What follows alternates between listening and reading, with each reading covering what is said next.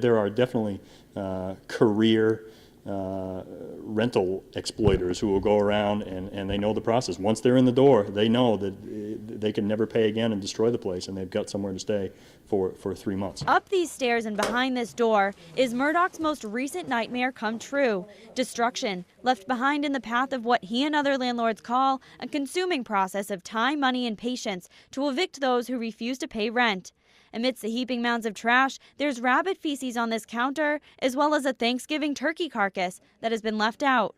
And tucked away in this sofa is a pet left behind. The most frustrating point for me is the fact that just the length of time involved in removing some of these non-paying tenants and the cost involved. While this example is extreme, others agree that there are renters who recognize how long it takes to evict, and in turn, they take advantage. There's a lot of ways that a tenant can take advantage of the process, and the landlord is really held captive. And it's difficult when you have a tenant who's not paying you rent, you have legal fees, and you have to continue to pay utility costs for them, even though they're not paying you and perhaps doing damage to a property quite often. Jack Heinman, in the business for over 20 years, says it takes months and can cost as much as $4,000 to evict a tenant, even if they are destroying the residence. If you put a call into the police will not come because they consider it a civil matter.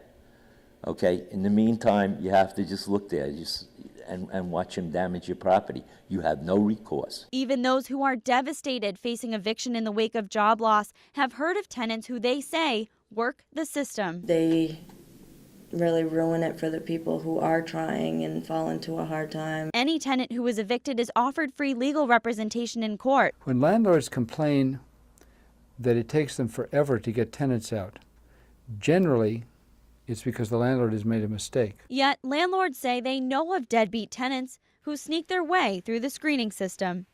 Hear from both sides of the eviction friction as we follow up Wednesday on ABC 7 at 6.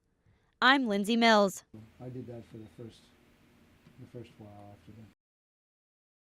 It is not as difficult to evict people as the sort of urban myth would have. John S.D. Kendall, an attorney who provides free representation in court to evicted tenants, says landlords will often make mistakes in constructing their leases, and those glitches are what extends the process. The landlord and tenant can bargain for anything in terms of that. It can be a 7-day notice, it can be a 3-day notice, it can be a 14-day notice, whatever they think is fair. Say it's 7 days.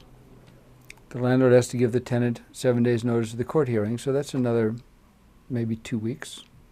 And then you have about 10 days afterwards. So a month is really about all it takes if the landlord does their stuff properly. But landlords say it's just not that easy. When I walk into the courthouse and my next court date is 7 or 8 weeks away, I mean, that to me is unacceptable. By the time you get into court, hopefully with all your paperwork in order, and I mean down to the word, if you get the decision by the judge that the tenant has to leave, he will generally give them another week.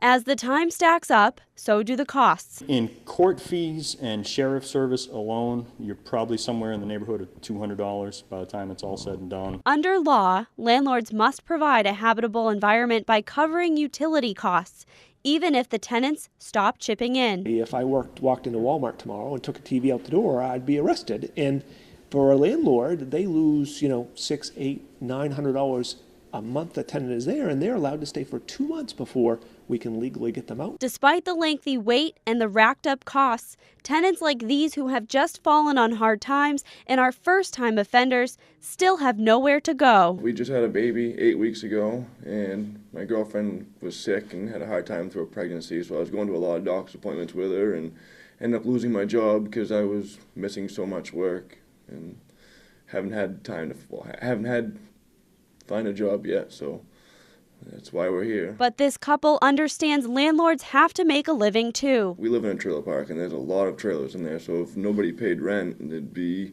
like 20 trailers just people living for free. Even with strict leases and screening potential tenants, sometimes it's not enough to prevent repeat offenders from sneaking their foot in the door. You know, you typically don't call the place that they're living now because sometimes a landlord will give you a great reference just to get rid of them. And how often some wreak havoc on apartments like this is what SD Kendall dubs another myth. The situation of apartments being left in bad condition, I'm sure does happen. I think that's one of the urban myths as to how often it happens, and I think there's also a link between how well the apartments are maintained by the landlord while the tenant is there and how responsible the tenant feels. Although he says the link is vague, is this the result of a landlord's lack of upkeep and a faulty lease? You be the judge. I'm Lindsay Mills.